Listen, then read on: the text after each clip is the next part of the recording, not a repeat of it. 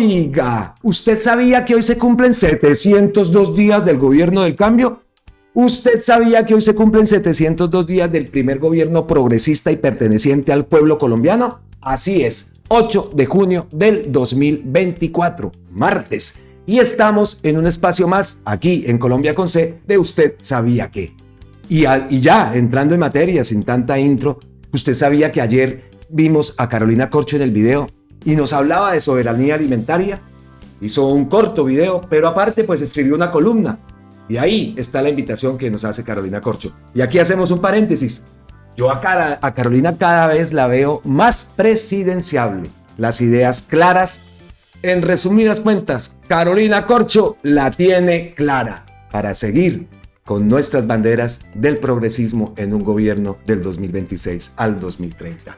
Cada vez, en mi opinión personal, la veo más fuerte, aunque claro que también hay más personas, más mujeres también en esa capacidad, pero Carolina Corcho la veo tomando la delantera. Y la forma de ella expresarse, la forma de ella hablar, la forma como se manifestó allá en la plaza pública, a mí me gustó mucho, y me gusta que sea mujer, ese tema me llama mucho la atención, la verdad, y ahí sí como copiándonos, ¿no? Entre comillas, tenemos el ejemplo de México, la mujer que continúa la bandera progresista allá en el país hermano.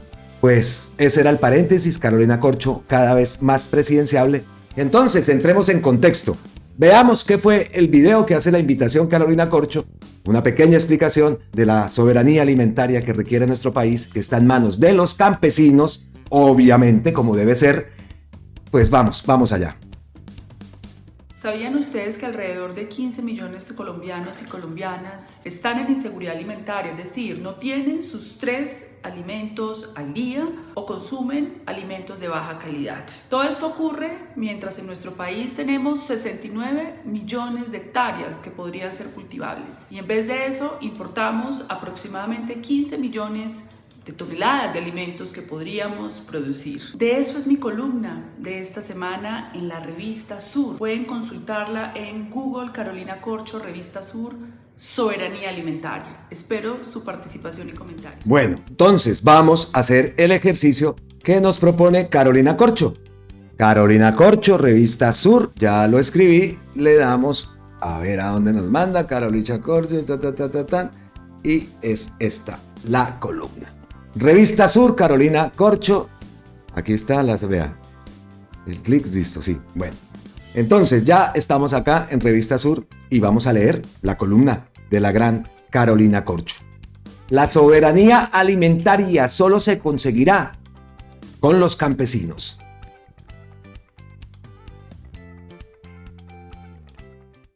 Encuesta de calidad de vida del DANE del año 2022, que mide algunos aspectos que dan cuenta de la seguridad alimentaria, muestra que los departamentos con mayor inseguridad alimentaria moderada y grave, es decir, cuando la calidad de los alimentos está afectada, no se consumen los 3 alimentos al día o cuando no se consume ningún alimento durante el día o más tiempo. Esos 3 departamentos son La Guajira, Sucre, Atlántico, Magdalena, Chocó y Cesar, en su orden. Además, se muestra que la prevalencia de esta es mayor cuando los hogares son mayores a 5 personas. En los hogares monoparentales y paradójicamente en la zona dispersa y rural, la prevalencia es mayor que en las cabeceras municipales. Esta inseguridad alimentaria se presenta también de manera mayoritaria en los hogares donde existe al menos un menor de 5 años y una persona con discapacidad, donde existe un déficit habitacional. En hogares beneficiarios de subsidios o ayudas gubernamentales, la prevalencia también es mayor en hogares indígenas y afrodescendientes, y en hogares en donde su afiliación es mayoritariamente en el régimen subsidiado de salud. Los datos muestran que entre mayor sea la formación educativa del jefe de hogar, menor es la inseguridad alimentaria. El estudio muestra que 15.5 millones de personas no tienen sus 3 comidas al día, de los cuales 2.6 millones no comen un día entero. Esto último es lo que se denomina inseguridad alimentaria grave. Sin duda alguna, el resultado de este estudio que publica el DANE es alarmante y muestra la profundidad de la inequidad y las desigualdades en Colombia. En un país que tiene 69 millones de hectáreas cultivables para generar su propio alimento. Resulta inaceptable que exista hambre. No obstante, lo que nos muestran los datos es también que existen otras variables como el acceso a la vivienda, al sistema de salud y educativo, que se asocian al problema del hambre. Resolver esta situación implica un conjunto de políticas que superen la desigualdad y la pobreza. Y estas políticas deben tener como su principal beneficiario a las comunidades campesinas, es decir, a los 12 millones de campesinos que sobreviven en circunstancias muy difíciles en nuestro país. En cuanto a la política agropecuaria, en Colombia, en solo el 7% de la tierra, las familias agricultoras producen el 60% de los alimentos de los colombianos, siendo los generadores de los alimentos y familias productivas. A estas familias no les alcanza para superar la pobreza y están sometidos a condiciones de explotación. Los alimentos tampoco han escapado a la depredación del negocio transnacional que destruyen familias agricultoras en todo el mundo para obligarlas a salir de esta y asumirlos ellos. Como consecuencia de esto, se aumenta el precio de los alimentos, siendo otra de las variables del hambre en el mundo. Esto ha ameritado duros pronunciamientos de Vía Campesina, el movimiento global más grande del campesinado en el mundo, en donde han documentado que para el año 2021 193 millones de personas en 53 países padecían inseguridad alimentaria aguda. Es decir, la condición aguda implica una falta de acceso de alimentos que ponen en riesgo la vida. La crisis alimentaria en este momento es inédita, dice la declaración, porque se desarrolla en medio de un contexto global más difícil que el de la crisis alimentaria y de combustibles del 2008. La intensidad y frecuencia de los choques climáticos se han más que duplicado en comparación con la primera década de este siglo. En los últimos 10 años, alrededor de 1.700 millones de personas se vieron afectadas por desastres relacionados con el clima, de los cuales casi el 90% se convirtió en refugiados climáticos. El hambre, la desnutrición y la pobreza son más difíciles de superar debido a las guerras, los conflictos y los desastres naturales en curso. Esto obstaculiza todos los aspectos de un sistema alimentario, desde la recolección, procesamiento y transporte de alimentos hasta su venta, disponibilidad y consumo. Vía Campesina es clara en afirmar que la crisis no es por falta de alimentos, sino de acceso a los mismos, dado que las transnacionales y corporaciones de los alimentos controlan la cadena comercial de estos, controlando macrodatos, tierras agrícolas, agroquímicos, insumos, maquinaria y además se apropian del 80% de los alimentos producidos por los campesinos para comercializar. En el caso colombiano, el debate de política pública ha estado como en el mundo, entre el proteccionismo y el libre cambio. Traducido a la política agraria, entre la soberanía alimentaria y la seguridad alimentaria. Es importante aclarar que en ambas visiones se busca acceder y disponer de los alimentos, solo que en la primera se busca privilegiar en la producción de estos a las familias campesinas y agricultores nacionales.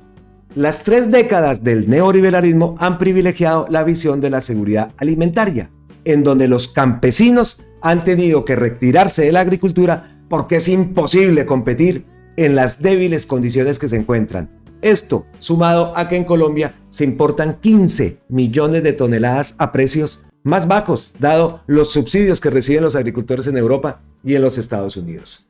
En este contexto, el Observatorio Rural de La Salle hizo un análisis a partir del Censo Nacional Agropecuario, en donde se demostraron que entre mayor sea la explotación, menor es la productividad agrícola.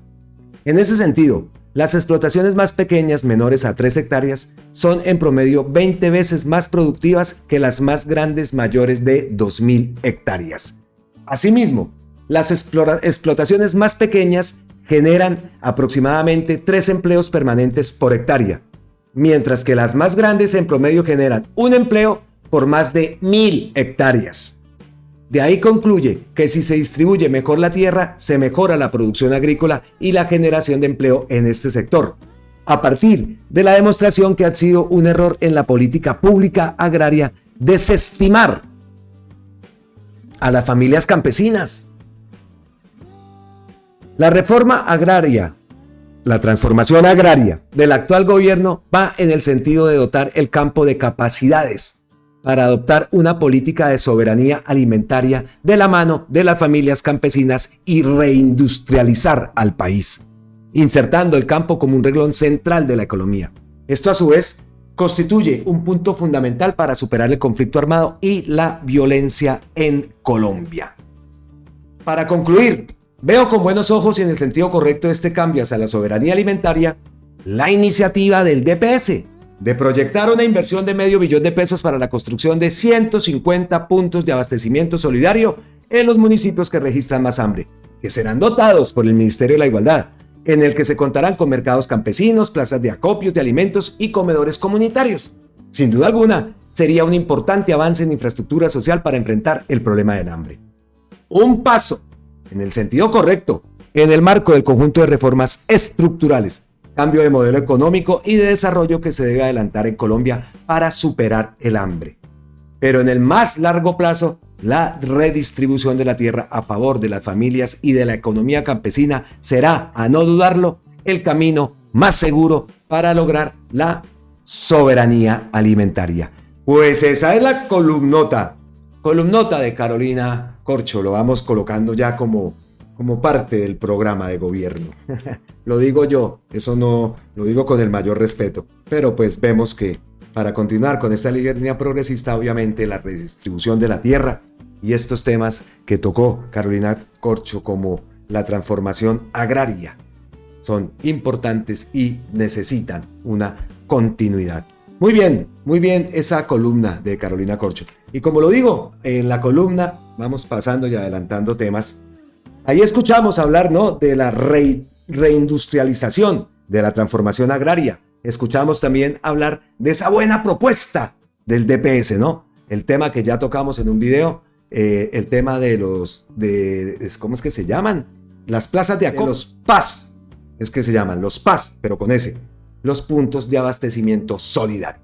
Eso ya lo vimos en otro video, vimos incluso hasta la maqueta, cómo van a quedar distribuidos, cómo llegaba la gente, incluso tenía acceso a los parqueaderos, comedor comunitario, en fin, 150 puntos de esto. Una iniciativota y que ha tenido aprobación. Pero ¡ojo!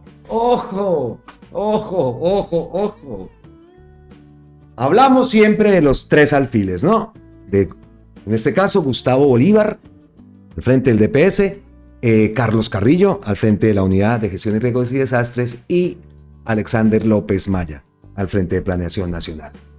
Bueno, pues ellos tres obviamente están haciendo iniciativas. Aquí traigo a dos. Carlos Carrillo también lo tenemos más adelantico en un videíto que tiene que ver con Girón, con Santander y con una recuperadita de la plata, de la platica que Osneider y Olmedo y toda esa gente habían girado por ahí por la carita, ¿no? Eso lo tocamos ahora. Ahí les voy adelantando qué más cositas hay acá. En este usted sabía que. Pero entonces, volvemos al tema de lo que habla Carolina Corcho, a todo lo que se necesita hacer, ¿no? Esa idea del DPS. Pues usted sabía que el DPS, ahora vea lo que dice. El Tribunal Administrativo de Cundinamarca admitió una demanda de nulidad contra el decreto 280 del 5 de marzo del 2024, por medio del cual se nombró a Gustavo Bolívar en Prosperidad Social por considerar que fue irregular. ¿Ah? ¿Cómo la ven? ¿Y qué dice Gustavo Bolívar? Todo porque no he dejado que DPS siga significando Departamento de Prosperidad para los senadores. Dios. Y continuando con la gran Carolina Corcho. ¿Usted sabía que le ha pegado tremenda respuesta a Alejandro Gaviria? Aquí dice Alejandro Gaviria, esta gente debería ser investigada de verdad. Cada vez aparecen más casos y pruebas del comportamiento del actuar de esta gente que la misma Carolina Corcho se lo dice. Ahí lo vemos. La desinformación y la mala reforma a la salud son dos caras de la misma moneda. Desinformación, ¿cómo no, moñito? ¿Cómo no, moñito? Y ahí viene la respuesta de Carolina. Señor, usted estuvo 6 años, por lo menos 10 años con Fernando Ruiz al frente del sistema de salud. ¿Por qué no hizo todo lo que dice que había que hacer al frente del sistema de salud? La crisis es lo que usted generó con su negacionismo y sectaria postura frente al sistema de salud. Asuma las consecuencias de su sectarismo, en vez de seguir mortificando al pueblo colombiano con su dilectancia y una falsa indignación frente a la situación actual, cuando usted no es capaz de resistir ni un cruce de debate con nosotros. Entonces acá viene la pregunta. Dice aquí Carolina, estuvo usted 6 años, por lo menos 10 años con Fernando Ruiz al frente del sistema de salud. ¿Por qué no dice todo lo que había que hacer frente al sistema de salud? La crisis es lo que usted generó con su negacionismo y sectaria postura frente al sistema de salud. Asuma las consecuencias de su sectarismo. ¿Esto no tiene investigación? El actuar de esta gente antes no tiene investigación. Hemos visto Vicente Calvo como cada rato cuelga videos y videos que encuentra de cómo Alejandro Gaviria, las actuaciones de Alejandro Gaviria, cómo defendía y cómo hablaba de que se iba a presentar un desabastecimiento en la salud, que iba a presentarse una crisis en la salud. De como 10 años estaba mostrando Vicente Calvo videos de eso. Y entonces este viene ahora a qué, y no pasa nada, ¿no? Como muchas cosas que no pasan en Colombia. A este le seguiremos colocando Alejandro Gaviria, acá le contesta Carolina y tal. Sigue entorpeciendo todo, pero es que, ¿dónde está la culpabilidad de toda esta gente que sabía que esto iba a ocurrir? Que se hicieron los tontos, que siguieron avanzando en toda esta corrupción, que ya vieron que se les desbordó, entonces hagámosle chapuzas, es que dicen acá en España. Hagamos chambonadas para cubrir todo esto. Y de paso, pues a la gente le mamamos gallo y la seguimos matando. Seguimos jugando con ellos. Si están enfermos graves, pues hacemos el paseo de la muerte y adiós, pues amigo. Y listo, así nos vamos curando. Y eso no es mala información. Eso en mi caso lo sentí, lo viví y lo padecí. Todo ese sistema, todos los problemas y todo lo que tiene que ver el sistema de salud. Mi madre falleció un sábado y el oxígeno me llegó el martes después. Con eso, cosas como esas. Entonces también repetimos que podemos hablar, ¿no? ¿Cómo no vamos a poder hablar? Claro que podemos hablar. Y esto no es tema de mala información. Ahora, salió en Caracol ayer, vimos también en el video, cómo los giros que supuestamente iban para IPS se robaron la plata. Y entonces sale ahora a colocar un video dándoselas ahí atrás con su biblioteca. ¡Oh! Pues... Si se han visto el resto de videos bien editadito, véalo, eso está bien editado y bien tal el hombre, wow, con su buen micrófono y mire el efecto que le ponen y tal para decir mentiras. ¿Cuáles mentiras? Reconozca, es que lo que más triste es eso, la gente, ahí están los que desfilan con los ataúdes, que son los que les gusta este tipo. Allí están. Entonces la pataleta de lo que salió, ¿qué día? Lo que salió ayer mismo en Caracol, que ya no lo pudieron ni tapar. Pues entonces vienen a colgar videos de estos. Y ahí tiene su respuesta, mijo. Bien contestadito. Yo no le he dado el me gusta, ala. Por favor. En debate con nosotras, acá dice de debate con nosotras. Es una corrección que ella hace. Cuando no es capaz de resistir ni un cruce de debate con nosotras. Dice aquí Carolina. Excelente, doctora Corcho. Juan el Mestizo. Excelente. Carolina Corcho. Bueno, pasamos ya a otro temita. Otro tema que ocurrió ayer. Como siempre, estamos aquí y llegó notificación. Gustavo Petro, posesión de nuevos ministros del gabinete. Uy. Ahí algo tiene que decir Gustavo Petro. Y pues efectivamente seguimos la transmisión, seguimos el mensaje de Gustavo Petro, vimos todo este acto. Y como lo digo, dejo varios daticos que aquí tengo en mi cuaderno anotaditos. Por ejemplo, ¿usted sabía por qué Gustavo Petro cambió el gabinete? Una respuesta que él mismo dio es porque estamos reparando errores. También en esta primera parte, porque vamos a ver, como siempre lo hago, las personas que nos ven por primera vez, pues trato de hacer resúmenes un poco cortos de las intervenciones de Gustavo Petro y sacar las principales ideas, ¿no? Tratando de que no se me escape nada porque es dificilísimo recortarle algo a Gustavo Petro, porque si quitas algo, uy, aquí ya viene la iniciación de, es que, Ave María, esa capacidad de discurso que tiene es increíble. Entonces, pues ahí con el esfuercito hicimos este contenido, ¿no? Estos videos que traigo en dos partes donde toca. En la primera parte, entonces, ya dijimos, ¿por qué cambió el gabinete? Dice Gustavo Petro que estamos reparando errores. También habla de una cosa muy importante, estamos en números rojos y eso se lo están achacando al gobierno. Entonces, toca sacar el espejo retrovisor. Hemos escuchado en varias ocasiones y en varios videos anteriores de un crédito, que Colombia fue el único país que lo pidió en época del COVID. Un crédito de mucho dinero y que fue el único país estúpido, la actuación de Duque, no el país, sino Duque estúpido, que fue el único que lo pidió. Entonces dice uno, bueno, pero es que no, oiga, venga, que es que se pidió para ayudar a las empresas, para ayudar a las pequeñas empresas, a la gente. ¿Qué va? Para ayudar a los ricos, a lo de siempre. A lo de siempre. Entonces acá vengo yo aquí. ¿Qué pasó en España en la época del COVID? Los locales comerciales pequeños que mueven la economía, porque así debe ser, los locales comerciales pequeños recibieron una ayuda. Primero, para que no despidieran a la gente, entonces se crearon unas fórmulas que se llamaban ERES y ERTES, para que no los despidieran. Esas personas iban a seguir en su casa recibiendo su dinero, pero eso lo aporta el Estado. Listo. Al señor del local comercial, lo digo con conocimiento de causa, no sé si en el resto de España, pero aquí, en Girola, en Mijas, los dueños de los locales recibieron lo que es el pago del arriendo, del alquiler que dicen acá. El alquiler del local se lo pagó el ayuntamiento, la alcaldía.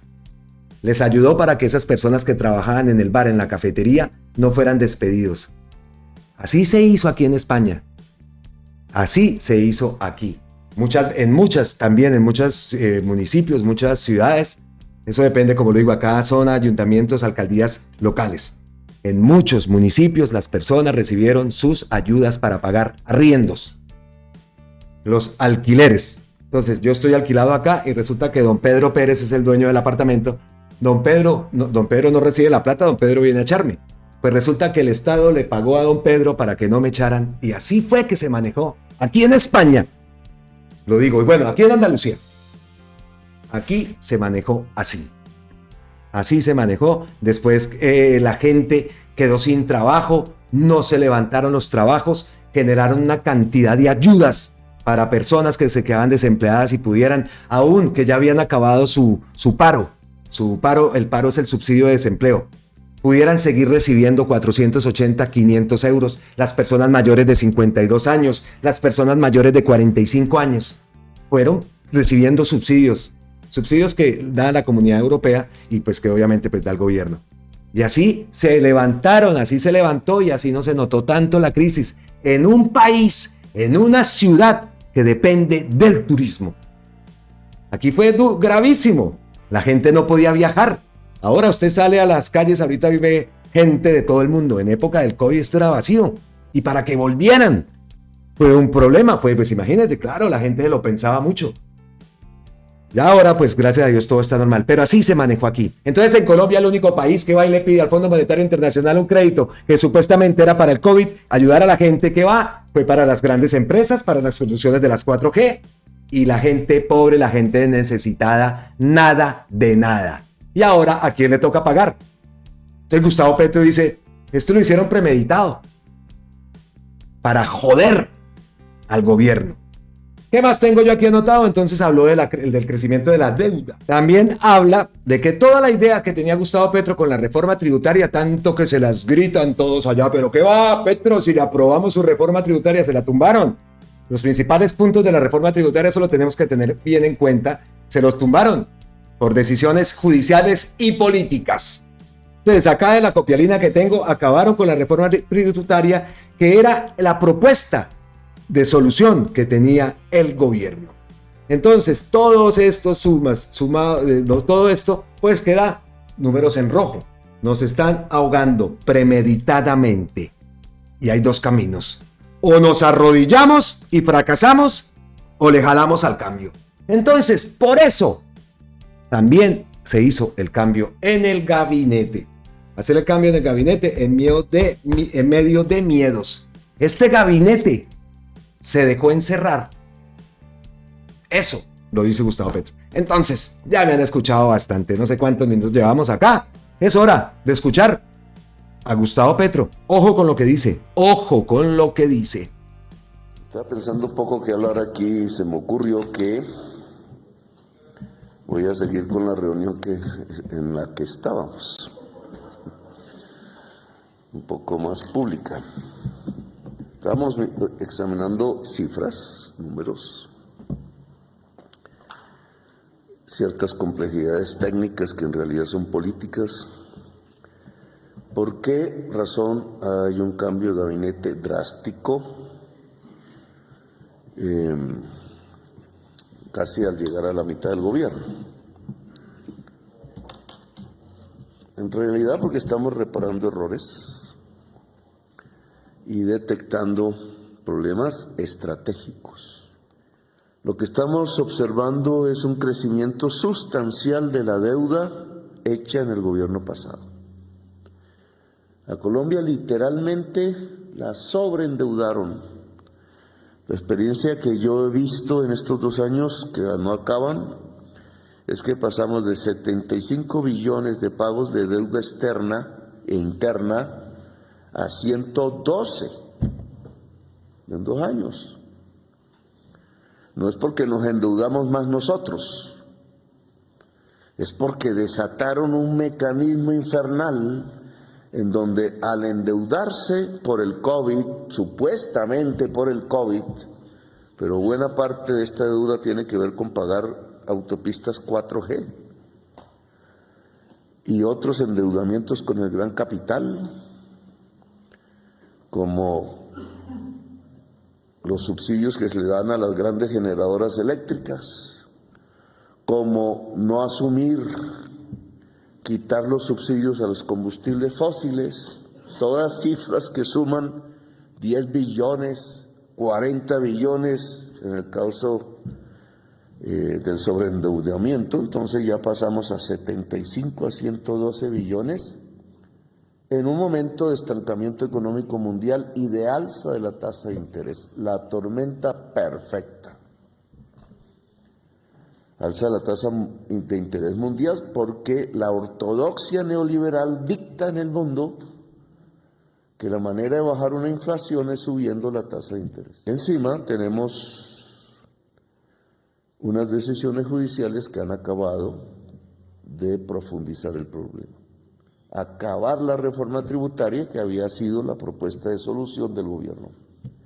Y sobre todo en su aspecto más progresivo y progresista, como ordena la Constitución, que los impuestos se toman de los excedentes de mayor riqueza en el país, como es el carbón y el petróleo en nuestro caso, que básicamente no son personas naturales, sino multinacionales extranjeras. Eso lo arrasaron. Cuando uno hace todas las sumas, pues los números están en bastante rojo. Nos están ahogando premeditadamente. El gabinete no logra, como el gabinete griego, asumir el reto, porque eso deja 2 estrategias, 2 caminos posibles. O nos arrodillamos y fracasamos y se restringe al máximo el gasto público en Colombia y llega a 0 la inversión pública, con lo cual yo creo no solo que estalla la sociedad, porque es la sociedad más injusta del planeta, sino además hundimos la economía definitivamente. Un suicidio, no cambiar. Y el gabinete, en medio de las burocracias y de las inercias y de los miedos y de la procuraduría por aquí y de la prensa por allá, de ataques injustos en muchos casos, en mi opinión se dejó encerrar. Porque es más fácil seguir la inercia que hacer los cambios. El cambio cada vez es más difícil. La inercia es fácil, pero el camino fácil siempre lleva al abismo. Y los números iban indicando un abismo y nosotros hemos tomado la decisión de hacer el cambio, contrario a Chipras y Grecia. Ese cambio empieza porque el programa de gobierno se ejecuta, no el programa de Duque. El programa de Duque es un suicidio económico. Y es un suicidio económico porque el neoliberalismo llegó a su final. Y no es porque yo me lo haya inventado, es porque no da más en el mundo. Por eso hay cambio político en Inglaterra, el Reino Unido y Francia. Bueno, escuchamos la primer parte de la intervención ayer de la posesión de los ministros, de los nuevos ministros. Ahí está, clarito. Gustavo Petro, esa parte no la tengo ahí. Antes de todo esto les dice, oiga, si no están dispuestos, pues den un paso al costado. Todavía están a tiempo. Todavía están a tiempo, ninguno dio ningún paso al costado. Antes todo sí, pues listo. Para adelante, porque no podemos permitir eso que estaba diciendo hoy, esa denuncia que hace Gustavo Petro, ¿no? Nos dejaron amarrados, premeditadamente. Los ministros se dejaron encerrar. Se tiene que hacer es el programa de gobierno del cambio, no el de Duque. ¿Qué tal eso? ¿Qué tal? Impresionante. Pero bueno, entonces esa es la primera parte que tengo aquí y pasamos a la segunda. La segunda, ¿qué hace en la segunda parte que traigo acá subrayada? Lo primero, una petición que le hace a los banqueros. Es el momento de la reactivación. Los primeros en perder son los mismos bancos. Eso se lo dice Gustavo Petro. Hay que asignar recursos a las actividades productivas tales como la agricultura, la industria, la vivienda y el turismo, que es un servicio. Dos sectores que también habla de la inflación en Colombia. Habla también que la inflación en Colombia está impulsada por dos sectores que son especulativos. La generación de la energía eléctrica. Nos tumban las fórmulas que está generando Gustavo Petro. Aquí hay otra cuestión también que habla de los paneles solares y que le quieren tumbar la idea también de los paneles solares. Eso lo dijimos a manera de sarcasmo y resulta que también van por los paneles solares. ¿Qué más? Entonces acá habla también del crédito de Duque, el incapaz de Iván Duque. Pues escuchemos la segunda parte de la intervención de Gustavo Petro. Bueno, perdón. Antes tenemos que confirmar, ¿no? Los nuevos integrantes del gobierno: Juan Fernando Cristo, ministro del Interior; Ángela María Buitrago, la ministra de Justicia y del Derecho; Marta Carvajalino, la ministra de Agricultura y de Desarrollo Rural; María Constanza García, la ministra de Transporte; Lilia Solano Ramírez, la directora general de la Unidad para las Víctimas. Esos fueron los nombramientos, las posiciones que se dieron el día de ayer. Entonces, ahora sí, sin más, vamos a escuchar la segunda parte de la intervención de esa posesión de Gustavo Petro. Le hemos pedido a los banqueros, con los cuales no hemos sido muy amigos en décadas, que es el momento de la reactivación, porque si no la banca se desploma. Los primeros en perder son ellos. Ahí surgen los fundamentalismos, que cómo así que una inversión forzosa, si es el libre mercado, pues toca hacerla. Ya la ha hecho Colombia. Transitoria se puede hacer, a mí no me preocupa eso. Pero este es el momento de hacerla, de asignar recursos a actividades productivas que son las verdaderas generadoras de la riqueza. La agricultura, la industria, la vivienda, el turismo, pues va a ser un servicio, y dejar las lentejuelas de la especulación. La inflación en Colombia no se ha reducido lo suficiente, un trabajo se ha hecho, pero no se ha reducido lo suficiente porque los dos sectores que la impulsan hacia adelante son especulativos. Nos están produciendo una inflación por especulación, no por cantidad de dinero en el mercado. Error neoliberal. No porque no crea yo que si se emite dinero no crezcan los precios. Esa es la teoría cuantitativa del dinero, que en realidad es ley. De las pocas leyes que la economía ha podido producir. Pero en realidad lo que sucede en Colombia es que se está trasladando el alza de precio a utilidades, y eso no puede pasar. Y los dos sectores tienen que ver con la generación de la energía eléctrica. El ministro de Minas nos debe, nos tumban siempre la posibilidad de cambiar la fórmula con decisiones judiciales, pero la justicia tiene que entender que está ante un gobierno del cambio y ese no se apresa con conservatismo, porque si no va a estallar la sociedad. Que sabernos entender entre las diferentes apreciaciones que son lógicas, justicias que son plurales, que luchan a su interior entre corrientes progresistas y corrientes ordoñistas. César Palomino conoce muy bien el asunto, me lo ha enseñado, usted es el que me enseñó eso. Y en un gobierno donde el voto popular, que es la base de la democracia, dijo cambio, ahorcar el cambio puede ser un suicidio social. Las causas de tocar fondo presupuestal no son de este gobierno. Así les gusta repetirlo una y otra vez, dicen incapaces. Por hacer un crédito de corto plazo en el FMI, pagadero a 2 años por $5,000 millones. El incapaz fue otro, el único país del mundo en cometer ese suicidio económico. No se dice en la prensa, obvio, porque eso se silencia, porque hay que hacer ver que este es el de la culpa para que vuelvan a votar por la sangre y el autoritarismo. Pero hay que decirlo, fue una estupidez completa tomar un crédito del FMI a 2 años por $5,000 millones, dizque para salvarnos del COVID. No nos salvamos, se robaron la plata. En el OCAT Paz dejaron déficit porque la plata fue a subvencionar el gran capital, no la pequeña empresa.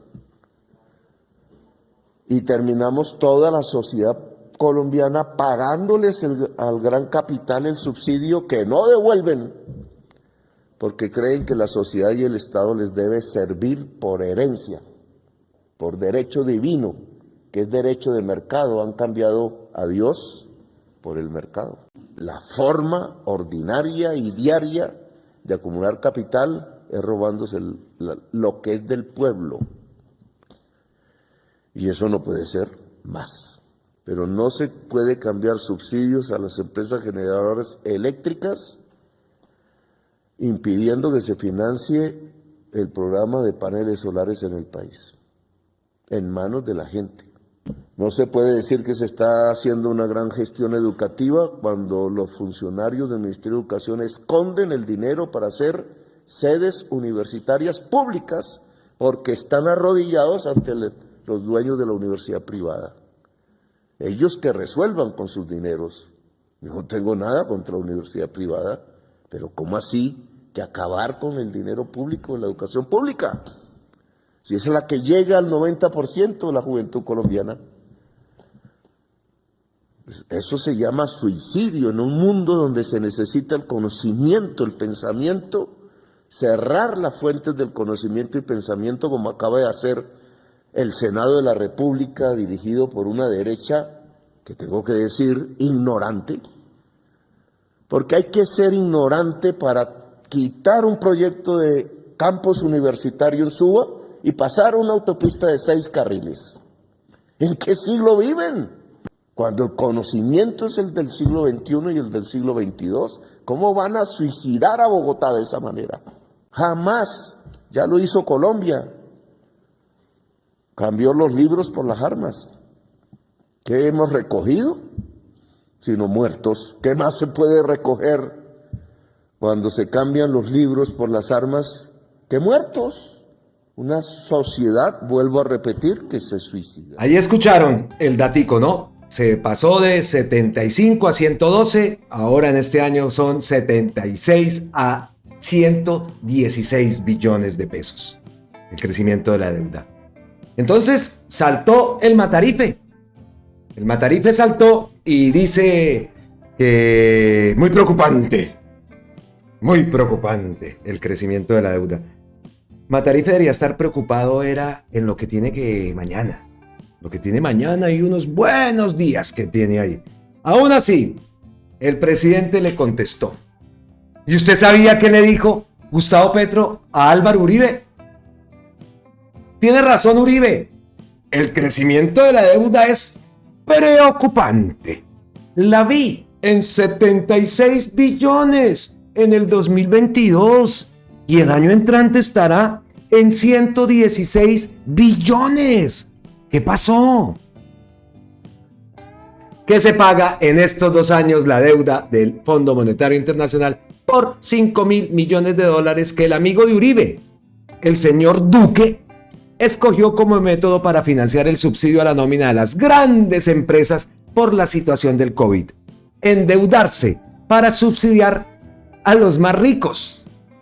Ahora se le pide pagar al pueblo esa deuda, precisamente cuando las tasas de interés reales han crecido en el mundo y en Colombia. La irresponsable gestión económica del pasado gobierno y la profunda corrupción que se desató lleva al país a la bancarrota. La solución propuesta por este gobierno, la reforma tributaria del 2022, fue destruida por decisión judicial. Y ahí viene lo importante, lo que les había hablado y lo que estamos pendientes, ¿no? Me imagino que esto será el 20 de julio. Ahora presentaremos un plan de reactivación económica al Congreso, una ley de financiamiento para reponer lo perdido en la reforma tributaria. Espero que la bancada del doctor Uribe ayude al país y no sabotee las medidas. Básicamente, la respuesta que le da a Uribe, esa respuesta, ese post es de hoy, en la mañana ya en Colombia, la escuchamos nosotros. Las palabras las dijo Gustavo Petro el día de ayer. Ahí lo acabamos de escuchar, entonces quedó como bien, ¿no? El material que recortamos justo para la respuesta, que como lo digo, esto no lo tenía en el guión, esto fue de hoy, ¿no? Yo preparo el guión desde la noche anterior y hoy pues el día cuando despierto, pues voy incluyendo cositas en la historia, en el desarrollo que hago siempre en todos mis videos. Pues este fue un post reciente, entonces quedó bien hecha la tarea. Pienso que ustedes también quedan informados con el tema de la deuda y todo esto que consigue, ¿no? Quedan informados también, que estamos pendientes de ese discurso del 20 de julio, de ese discurso y de ese nuevo plan de reactivación que le van a presentar al Congreso. Y como lo dice Gustavo Petro, pues esperamos que no saboteen, ¿no? Que si tienen algún argumento, pues debatan. Algo que eso es como difícil. Esta gente o sabotean o no van o qué sé yo, pero que se sienten a debatir. Eso es pedirle mucho, ¿no? Definitivamente. Bueno, en el Ministerio de Transporte, a medida de que pues ya vimos el cambio en estos ministerios, pues vemos un post de la ministra de Transporte de este propio ministerio, donde dice que hicieron seguimiento a los 7 ejes temáticos, la estrategia por la reactivación económica y la generación de empleo. Puntos importantes que habla Gustavo Petro, ¿no? La generación de empleo sostenible en la articulación con la industria nacional. El sector impulsa los caminos comunitarios, que eso no puede parar, la transición energética en el transporte público. Entonces, las apuestas que impulsamos son los caminos comunitarios, los aeropuertos para los servicios aéreos esenciales, el portafolio de Colombia Avanza, la intervención de 105 muelles, nuevas fuentes de financiación y proyectos Estanquillo, Popayán, Dorada, Chiriguaná, Villeta, Guaduas. Ahí vemos entonces a la nueva ministra de Transporte haciendo esos importantes anuncios que se vienen para el país. Bueno, escuchamos entonces las palabras de Gustavo Petro, la respuesta que le da Álvaro Uribe. Y en todo esto, ¿usted sabía que antes de esa reunión, de esa posesión, Gustavo Petro estaba reunido con los ministros, como lo dice al principio del video, y también antes de esa reunión con los ministros se reunió con las FARC, el Estado y las FARC. Sabemos todos, hemos escuchado que Gustavo Petro, que Colombia tiene que presentar un informe y que allá que es lo que van a ir a decir, que no se ha cumplido nada, que hicieron trizas la paz, en fin, recordemos también esa palabra que tan pronunciada, ¿no? Y que todos hemos aprendido, la declaración unilateral de Estado con ese acuerdo que se firmó con las FARC. Un chorrero de babas porque no se ha cumplido absolutamente nada hasta ahora en este gobierno. Se ha avanzado un poco en el cumplimiento a pesar de todos los obstáculos. Lo lograron, hicieron trizas el acuerdo de paz. De las cenizas se está tratando y de las cenizas se va a llevar allá un informe. Pues, ¿qué es lo que se va a decir? ¿Qué es lo que se va a hablar? De eso habla Gustavo Petro y coloca un post. De nuevo se reunieron las dos altas partes contratantes del acuerdo de paz del 2016, el Estado y las FARC, esta vez en el Palacio de Nariño. Preparamos el informe al Consejo de Seguridad de las Naciones Unidas sobre la ejecución del acuerdo y los cambios que requiere y que deben ser discutidos por el pueblo para llegar a un acuerdo nacional, como dice la Declaración Unilateral del Estado, que es vinculante y nos compromete ante la humanidad. Eso se dio también el día de ayer. Aquí vemos una foto. Vemos aquí está Timochenko, aquí está el presidente, el canciller, en fin. Pues eso también se dio el día de ayer, que teníamos que también reseñarlo porque vamos a ver también qué pasa en esa reunión, ¿no? Ese informe que se le tiene que presentar al Consejo de Seguridad de las Naciones Unidas sobre la ejecución del acuerdo de paz. Y entonces ahí viene la propuesta de Gustavo Petro de los cambios que se requieren y que deben ser discutidos por el pueblo. Por el pueblo, para llegar a un acuerdo nacional. Acuerdo nacional, 20 de julio. En eso seguramente estará enfocado el discurso, las palabras de Gustavo Petro el 20 de julio. Bueno, entonces dejamos este temita ahí y pasamos a otro temita. No hace muchos días hicimos un video de un emprendimiento. ¡Ay, sí! Un emprendimiento que cayó por allá en Guatemala. Uno de tantos emprendimientos. Recordamos 2.1 toneladas de polvo blanco que cayeron en Guatemala. Iban en unos paquetes que llevaban un nombre de una empresa, Carval. ¿Se acuerdan entonces? Ahora sí. Eso, me gusta. Pues imagínense que esa cuenta, Juan Poy, pues sigue botando daticos. Y no ha parado. Ahí el tema de Carval. ¿Usted sabía que Federico Gutiérrez fue financiado por la familia Vallecilla de la empresa Carval? En cuyos paquetes hallaron 2.1 toneladas de polvo blanco en Guatemala el 28 de junio del 2024, hace poco. El fundador, Carlos Vallecilla, aparece en Panamá como un infractor de la ley contra el lavado de activos. ¿Ah? Ay. Y estos son los que ahorita vamos a ver, ¿no? Que están pidiendo la independencia de Antioquia. Bueno, entonces vamos a leer el post. Aquí vemos Federico Gutiérrez, financiado por la familia Vallecilla de la empresa Carval, en cuyos paquetes se encontraron 2.1 toneladas de polvo blanco. Vemos las imágenes. Aquí están las imágenes, y aquí adjunta, vamos a ampliarla porque ahí hay algo subrayado. Entonces vamos a ver qué dice. Carlos Alberto Vallecilla Robero, fin, estas son las listas. Este cuadro es partido, movimiento político social, grupos significativos de ciudadanos que apoyaron, sí, que patrocinaron y que apoyaron la organización, la coalición, ¿cómo se llama esto? Coalición Equipo por Colombia. Y aquí los vemos. Lía Martínez de Vallecilla, 49 milloncitos. Carlos Alberto Vallecilla Borrero, otros 49 milloncitos. Y Jimena Vallecilla, otros 49, casi suman 150 millones. ¿Por qué no dan 50 y 50 y 50? ¿Por qué dan 49? Ah, bueno. Algo traerá, seguro. Número de cédula, bueno, soporte sí, listo. Eso publica Juan Poe. ¿Qué más? Cerremos esto aquí y sigamos con el post. Aquí aparecen los miembros de la familia Vallecilla, propietarios del Grupo Carval, su fundador Carlos Vallecilla Borrero, fallecido, y su hija Liliana Vallecilla, actual presidente. Esta empresa de Cali exporta productos farmacéuticos y agrícolas a países como Guatemala. Vemos acá sus filiales: Guatemala, Honduras, Salvador, Costa Rica, Panamá, Perú, Bolivia, Argentina, Venezuela, Chile y Paraguay. Aquí vemos el señor que falleció, la hija, en fin. Aquí vemos a la señora y el señor que ha fallecido. Bueno. Carlos Vallecilla, fundador de Carval, aparece como director de West Company en Panamá, junto con Jimena Vallecilla. El agente de la empresa es Homero Ángel Ceballos Velázquez, sancionado en 2024 en Panamá con 6.700 balboas, $6.700, por violar la ley de blanqueo de dinero. Sigue. Aquí vemos a gente: Homero Ceballos, Carlos Alberto Vallecilla Borrero, director, Jimena Vallecilla, tesorero. Aquí vemos, bueno.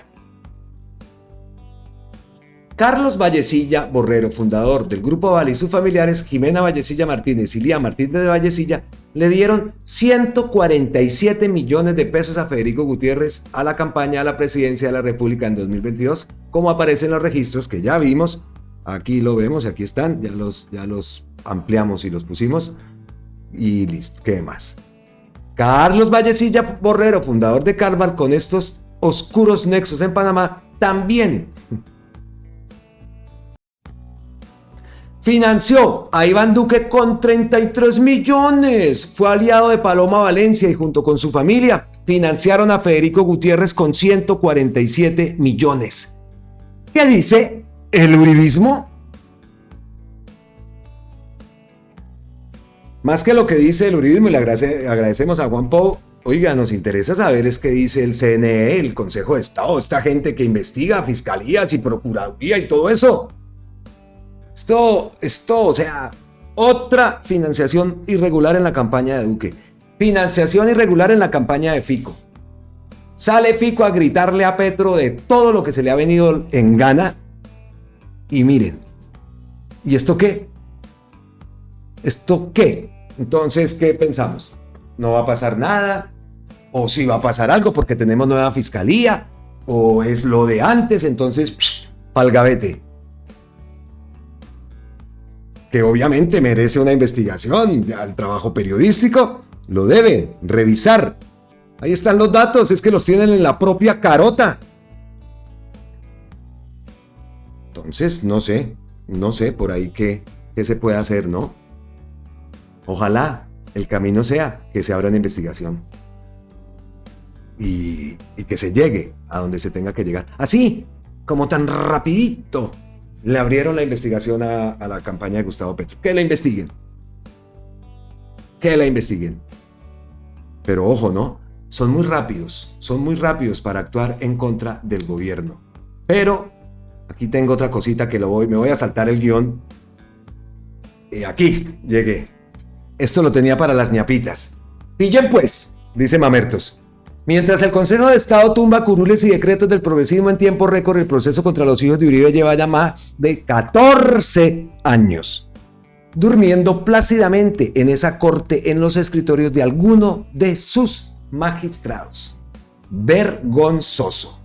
Y ahora sí volvemos pues a donde íbamos, a nuestro guión original. ¿Usted sabía que se recuperaron 180.000 millones? Por allá lo dije al principio del video. 180.000 millones de pesos girados a los amigos de Schneider en Santander. Más exactamente, con el hermoso, precioso municipio de Girón. Escuchen a Carlos Carrillo. Poco antes de irse, los criminales Olmedo López y Schneider Pinilla, junto con sus cómplices, entregaron multimillonarios FICs, fondos de inversión colectiva, de manera irregular. Nosotros, desde que llegamos, hemos venido tratando de deshacer esos convenios firmados con distintos municipios y con corporaciones autónomas. El caso del municipio de Girón es un caso particular. Habíamos llegado a un acuerdo verbal con el alcalde de Girón para terminar de mutuo acuerdo ese convenio. Sin embargo, el alcalde de Girón decidió desaparecer y se rehusó a deshacer el convenio. Por eso debimos demandar nuestro propio acto y acudimos al Tribunal Administrativo de Cundinamarca, que ha fallado a favor de la unidad y a favor de todos los colombianos. Así, este tribunal decretó una medida cautelar que deshace ese convenio firmado irregularmente entre la administración de Olmedo López y el municipio de Girón.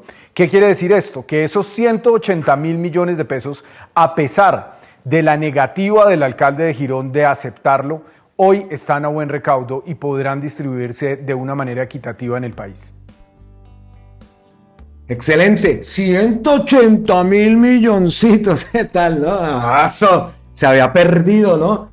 Qué berracos, pero bueno, menos mal, lo importante es que se ha devuelto la platica, que se ha recuperado esa platica, y así va, no se han robado toda la plata. ¿Qué diferencia, no? Con aquellos que se robaron la plata, se denunció el robo de la plata y lo que hicieron fue salir a defenderla a Budimen, y calladitos, y eso se perdieron los 70.000 millones, ¿no?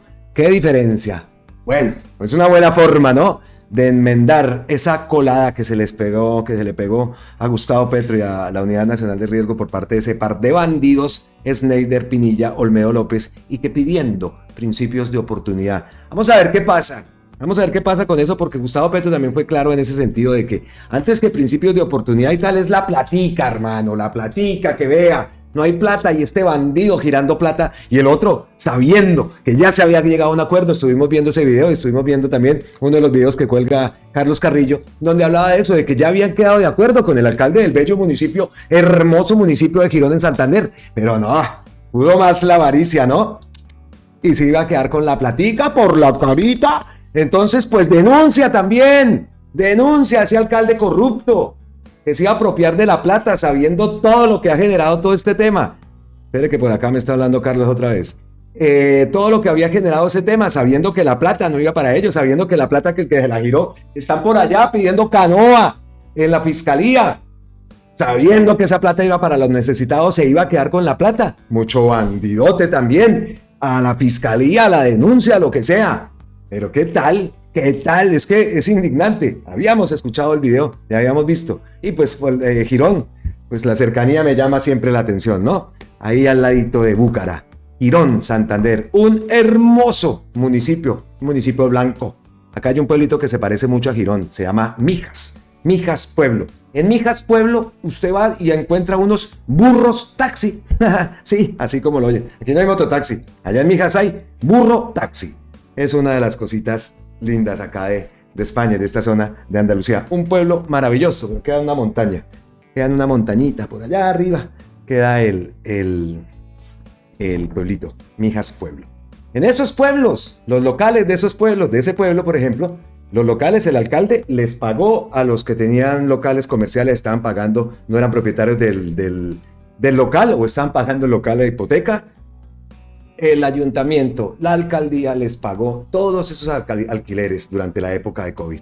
No se robaron la plática, así como aquí. Dieron subsidios, dieron ERTES, en fin, ayudaron mucho a la gente para que pagara sus arriendos y gente pues con una capacidad económica buena.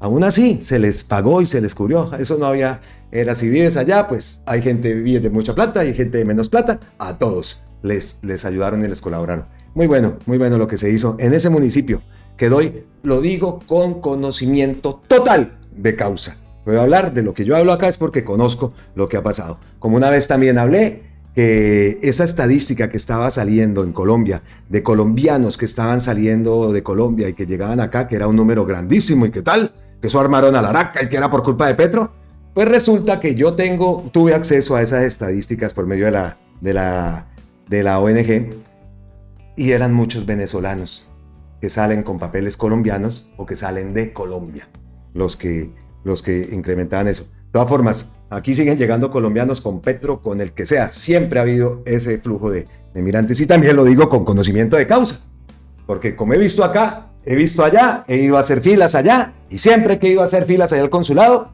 la misma, hace 5, 10, 15, 20 años. Eso es lo mismo. La gente que quiere salir, y que quiere venir y que quiere, bueno, en fin, eso no ha cambiado, así que no vengan a decir ahora que es por culpa de Petro.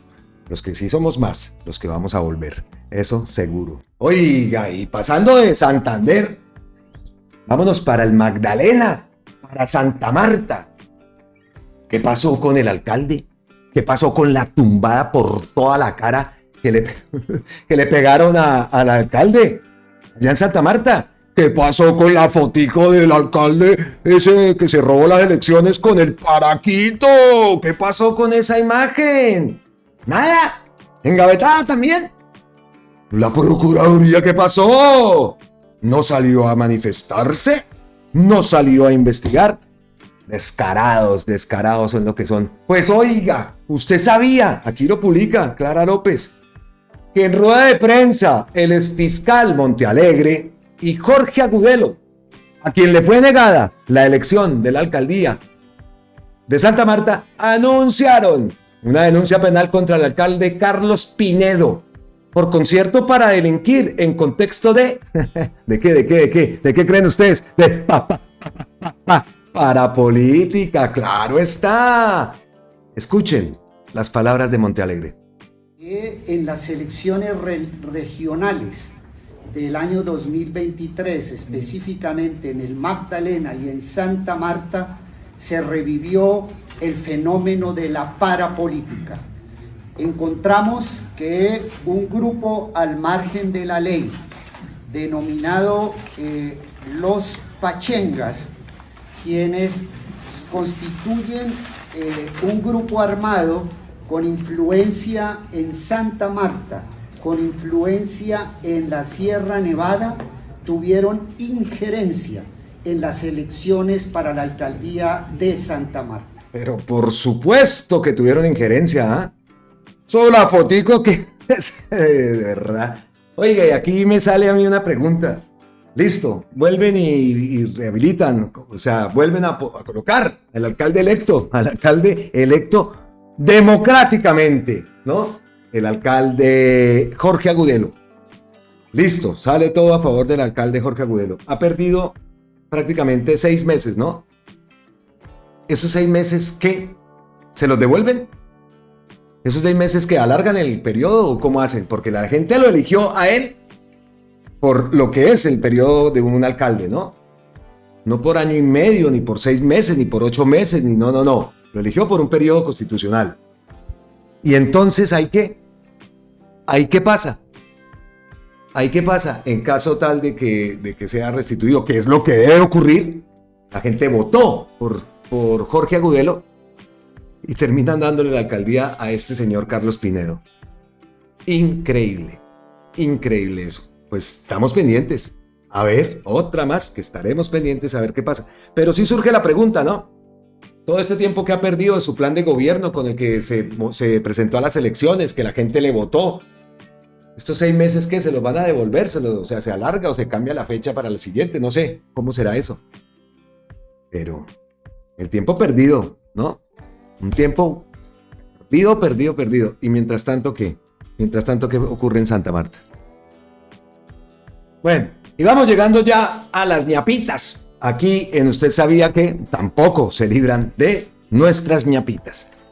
Vamos con este post que envía Gonzalo Guillén. ¿Alguien cree que el expresidente Juan Manuel Santos está alejado de la política? Se oyen comentarios. ¿Y por qué lo dice? Porque dice Juan Manuel Santos en un video, no a la constituyente. Y no solo fue el único.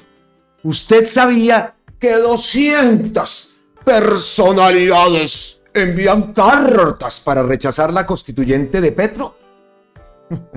¿Quiénes eran esas 200 personalidades? Las mismas que dejaron el país, así como lo encontró Gustavo Petro, las mismas personalidades que pertenecían a esa gobernanza paramilitar. Esas son las personalidades que no quieren perder sus privilegios, seguramente. ¿Y qué les dijo Gustavo Petro? Pues dice que el poder constituyente no lo convocan las personalidades. Listo, eso es un contrasentido. Ay, sí, las personalidades. Dios mío, el poder constituyente lo convoca es el pueblo, personalidades. ¿Qué personalidades, no? El pueblo es el dueño del poder, no ustedes, pelagatos. Las personalidades son importantes, pero para llegar a un acuerdo nacional que ni más ni menos significa que el acuerdo sea construir una democracia, un camino pacífico de construcción nacional. Es que personalidades, hágame el favor. ¿Para qué son importantes estas personalidades? Las personalidades sí son importantes, claro que sí. Pero esas personalidades de Colombia, esos son las personalidades.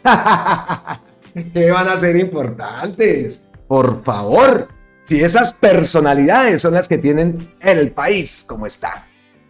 Esas personalidades son los que acabaron con la salud, que acabaron con las pensiones, que se han robado la plata, que el agua les importa 5. Esas son las personalidades que primero están las carreteras 4G que la gente. Esas son las personalidades que les importa 5 robarse la comida de los niños, los del PAE.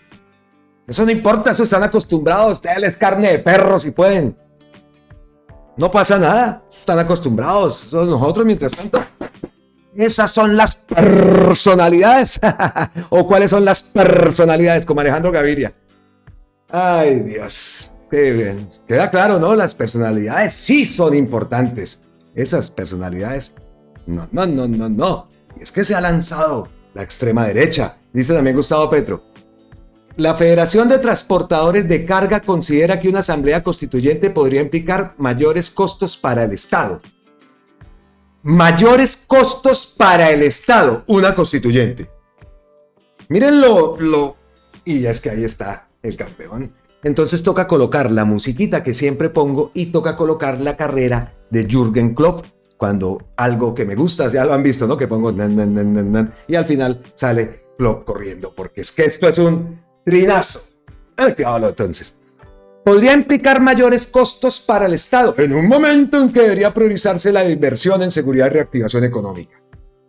Acabamos de hablar de reactivación económica, acabamos de hablar y de leer y de saber que la prioridad es la reactivación económica. La prioridad que se le presentó a los banqueros es la reactivación económica. El cambio de ministro se da para que se logre esa reactivación económica sin miedos y sin nada. Se está llamando a un acuerdo nacional y salen los señores de la Federación de Transportadores de Carga considera que es costosa. La extrema derecha se lanza en contra de la constituyente porque saben que el pueblo no va a retroceder a la sangre y el terror de las noches, a la sierra eléctrica. El poder constituyente ha sido convocado. Ese no tiene coste. Acaba con los costos de la corrupción.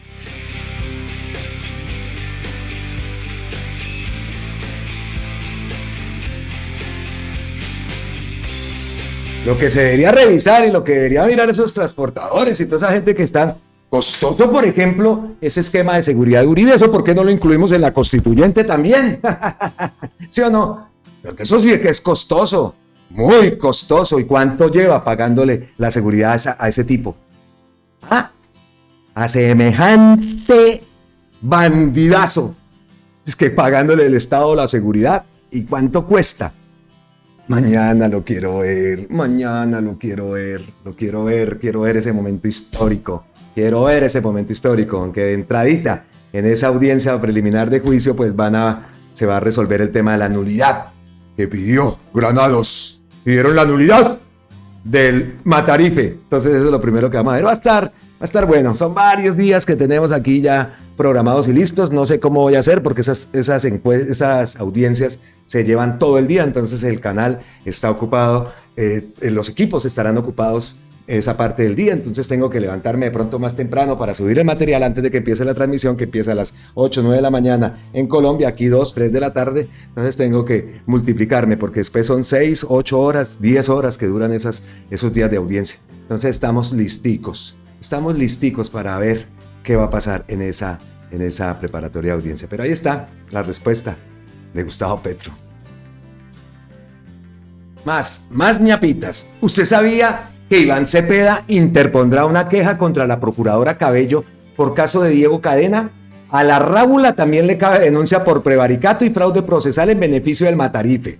La defensa de la sociedad de la Procuraduría terminó en defensa de los bandidos. Eso lo dice Roma Rosa. pero ahí dentro está la noticia. Iván Cepeda interpondrá queja contra la procuradora Cabello.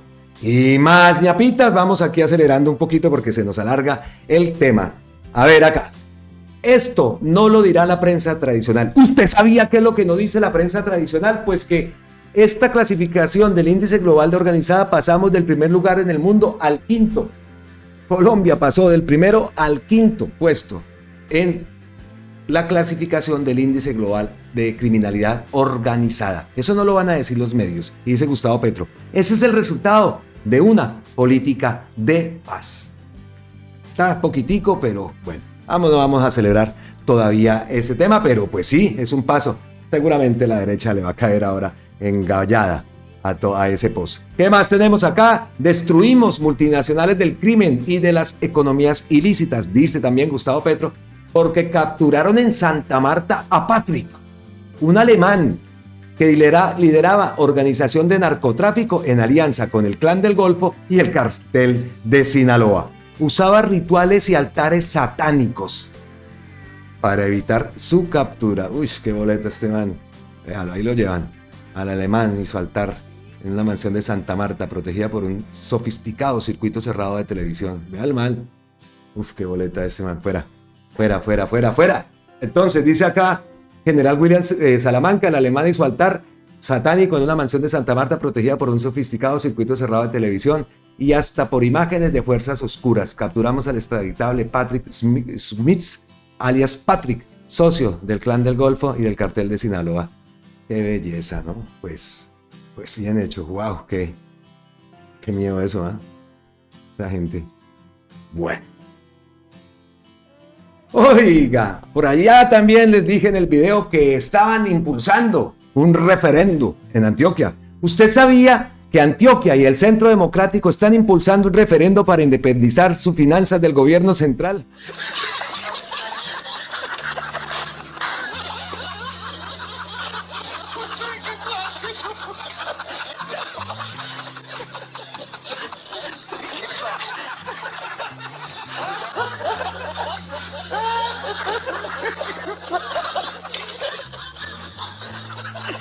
Gustavo Petro les contesta: este referendo propuesto lo único que construiría es más pobreza en la mayor parte de los departamentos de Colombia.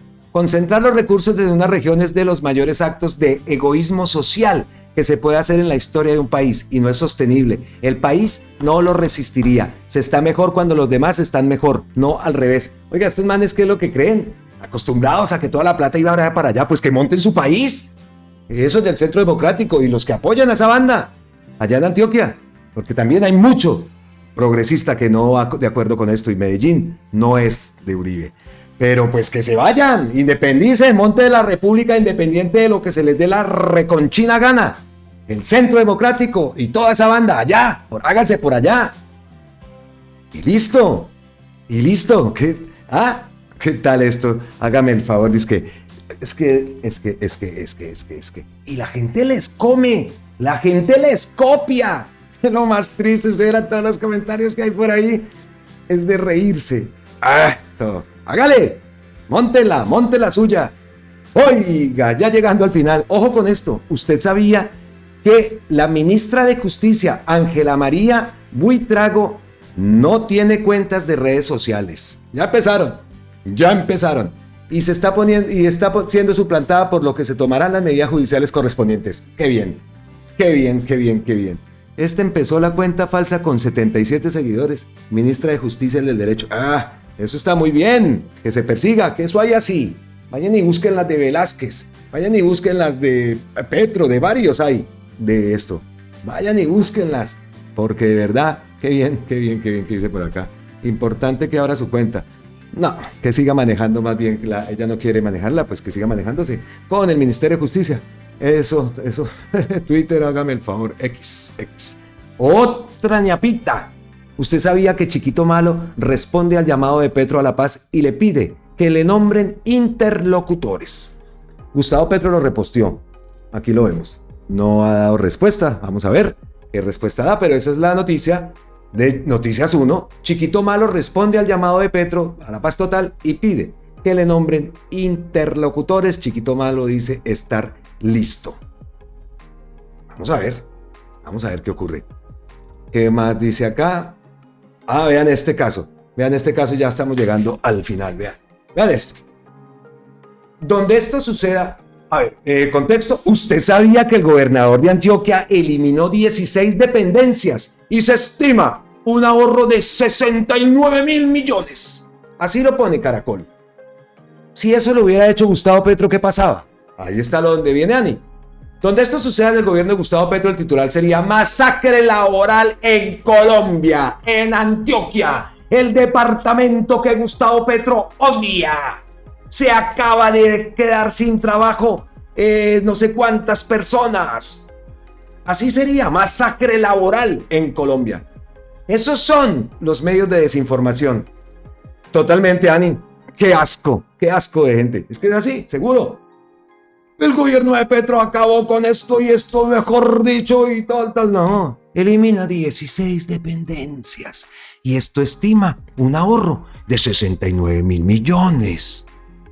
Ya, al final, ¿usted sabía por qué Mbappé se vinculó tanto en todo este tema de la elección en Francia y tal, teniendo jet privado, teniendo el billete que quiera? Un detalle, Mbappé no sabe manejar. No sabe manejar, tiene que manejar, a él le tienen que conducir siempre. Vamos a ver si acá cuando llega acá a España se pone en la tarea de sacarse el carnet. No sé si tenga el carnet, pero no maneja, él no sabe manejar y siempre lo verán que llega con un chofer o en una van, como llaman en Colombia. Es una van de esas así, tal como la de los Magníficos, pero él llega, se baja de ahí, pero él no llega manejando. Vamos a ver si acá en el Real Madrid que les dan los carrazos esos que les dan, llegan y les ponen cualquier Audi, escojan el Audi que quieran y venga para acá, entonces vamos a ver qué elige Mbappé y que si se pone en la tarea de manejar, que no sea que le pase como a James, ¿no? Que me lo pararon a 200 y pico de kilómetros por hora en uno de esos Audis que les dan. Recordamos las imágenes del James a la lata. No sé si fueron 200 o más de 200 kilómetros por hora que iba siguiéndolos un Opel y el Opel lo dejó tirado. Llegaron como a la media hora. Oiga, que aquí entró uno que venía a 200. Los policías con la sirenita. James paró, decía que era que pensaba que lo iban a secuestrar. James, no sabía era que llegaba a la tomba y que tocaba llegar al Real Madrid a ver que allá ayudaran a ver qué pasaba, porque la habían barrado. Creo que había salido tardecito de la casa y en esas autopistas que hay acá. Entonces, ya cierro el paréntesis, volvemos a Mbappé. ¿Por qué se pronunció, por qué se manifestó tanto en que no subiera esa extrema derecha en Francia? Pues mire, y lo quería publicar de otra forma, pero vea, me ayudó Jorge Bastidas, la historia la vi, porque es que me llamó la atención mucho cuando dice, no queremos inmigración, Le Pen decía, no, la inmigración, tal. Y te pones a ver la Eurocopa y la selección de Francia, más de la mitad de selecciones de gente de jugadores con orígenes de África, de muchos países de África, hasta de Portugal. Entonces Mbappé es uno de ellos. No sabía, usted sabía que Mbappé, el papá de Mbappé es de Camerún. Y usted sabía que el papá de Mbappé fue un refugiado camerunés. Y usted sabía que Mbappé vivió en los barrios pobres y obreros de París. Y hoy la extrema derecha va contra los suyos, como dice acá. Eso se llama conciencia de clase. No vamos a recordar aquí ahora esos momentos, ¿no? Cuando se manifestaron, estamos en Copa América, dejemos eso al lado, pero sabemos de lo que hablamos. Entonces, pues, eso era lo último. Ustedes no estaban viendo acá la imagen, perdón. Ustedes no estaban viendo la imagen, es esta. Aquí está, y el post de Jorge Bastidas, Pacto Histórico. Por eso era el detallito de Mbappé. ¿Ustedes lo sabían? Me imagino que sí. Ustedes están siempre muy informados. Muy bien informados. Y bueno, llegué a la parte final de este video y lo primero que tengo que decirles a ustedes es que ustedes son mi mejor terapia. ¿Por qué lo digo? Tengo que tomar aire, de verdad. ¿Han visto el chulito, la cinta de luto que he puesto en este video? Ayer me pasó una cosa terrible. Yo perdí contacto con la mayoría de mis amigos en Colombia por X o Y motivos y pues también por el hecho de apoyar a Petro y todo este cuento. Bueno, eso no viene al caso. Yo aquí en España yo no tengo amigos. Mi amigo conocido, más que amigo, es la persona esa que hablo y que a veces les nombro acá, que me da el carro para que vaya y trabaje unos días en Uber. Incluso se fue para Barcelona, entonces ya eso de Uber pues por el momento no lo continuaré haciendo. Entonces yo acá no tengo amigos. Mis amigos son ustedes. Mi familia son ustedes. Mis amigos pues obviamente mi hijo y mi esposa. Pero yo acá paso semanas enteras, meses enteros, que no me siento a tomar un café, a tomar una cerveza con alguien diferente a mi esposa o a mi hijo. No tengo amigos. Y yo no soy así. Toda mi vida he sido, si alguien me conoce de antes, de pronto de las personas que me vean, toda la vida he sido un compinchero, callejero, caliente. Y no sé, acá eso me pasa. Muchas veces me da la colombianitis. Y ayer fue un día de esos. Entonces yo perdí contacto con mis amigos en redes sociales. Yo no manejaba redes sociales, tuve Facebook y no me gustaba. Y pues las redes que manejo pues son con lo del canal. No es mi red social propia, mía. Ayer me dio colombianitis, algo que me da a diario. Esos deseos de estar ya en Colombia, de que aquí ya cumplí mi ciclo y ya estoy decidido, ya no hay vuelta de hoja. Entonces me salí, después de grabar el video me pasó eso. Me salí y me fui a una sillita porque también hace calor. Entonces empecé a buscar a mis amigos, en especial a una amiga y a 2 amigos. No fui capaz de dar con mi amiga, no fui capaz de dar con un amigo, pero sí fui capaz de dar con el otro amigo. Y cuando puse su nombre, me salió un video en el momento, en la funeraria, en el acto, en la misa, ya antes de la cremación. Me sale el nombre de él, la crucecita. No lo podía creer. No lo podía creer. Mi amigo de más de 30 años.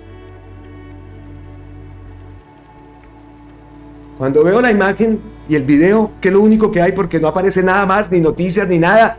Me he tratado de comunicar en Bucaramanga con todos los que antes eran mis amigos o mis amigos. No he podido. Hacer este video fue dificilísimo. Para sentarme acá, antes estaba con la lágrima porque me ha dolido mucho el fallecimiento de mi amigo. Y quería compartirlo con ustedes, porque de verdad, ustedes son la mejor terapia que yo puedo tener. Ustedes son mis amigos. Y vaya, si tengo amigos, ya casi voy a llegar a 100,000. Pero lo que quería transmitirles en esta parte del video, y por eso no lo voy a pasar por alto, lo de menos era cerrar y listo, no pasa nada, pero sí, lo comparto de corazón con todos ustedes. Y a mi amigo,